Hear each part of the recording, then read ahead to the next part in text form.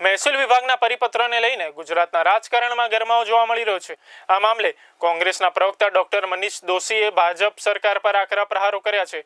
Doctor Manish દોશીએ ભાજપના એકહત્તુ અને અહંકારી શાસનના કારણે રાજ્યમાં અધિકારી રાજ સ્થાપિત થયું છે। પહેલા જનતાનું કોઈ સાંભળતું નહોતું અને હવે જનપ્રતિનિધિઓનું પણ સાંભળવામાં આવતું નથી। સરકાર ખુદ સ્વીકારે છે કે અધિકારીઓ ફોન ઉપાડી રહ્યા નથી।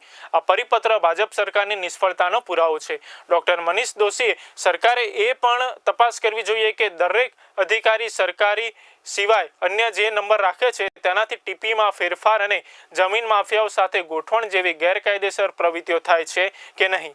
રેવન્યુ વિભાગ ભ્રષ્ટાચારમાં અવ્વલ છે। સેવા સદનથી મેવા સદન સુધીના સરકારી ખાતાઓમાં દરેક કામનો ભાવ નક્કી હોય છે, પછી તે દાખલા કઢાવવાનો હોય કે 7/12ના ઉતારાનો। ડોક્ટર દોશીએ માંગ કરી છે કે જે અધિકારીઓ ફોન નથી ઉપાડતા તેમની સામે જ નહીં પરંતુ ખેડૂતો અને નાના માણસોને હેરાન પરેશાન કરતા અધિકારીઓ સામે પણ કાર્યવાહી થવી જોઈએ। આ સમગ્ર મામલે હવે ભાજપ સરકાર શું પ્રતિક્રિયા આપે છે તે જોવું રહ્યું।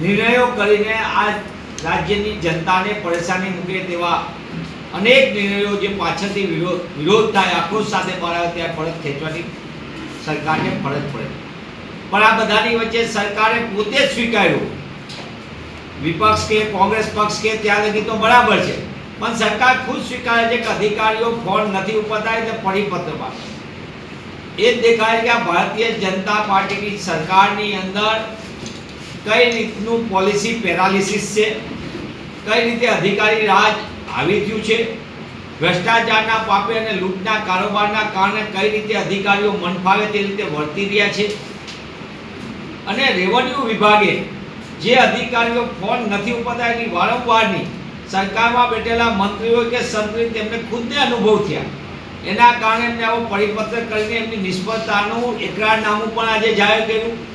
પણ હું પૂછવા માંગુ છું, આ પરિપત્ર પછી સરકાર તરફથી અપાયેલો જે સત્તાવાર નંબર છે અધિકારીઓનો, એ નંબર તો એ નથી ઉપાડતા એ સાબિત થયું, પણ એક બીજો નંબર છે, દરેક મોટા ભાગના અધિકારીઓ એક બીજો નંબર રાખે છે।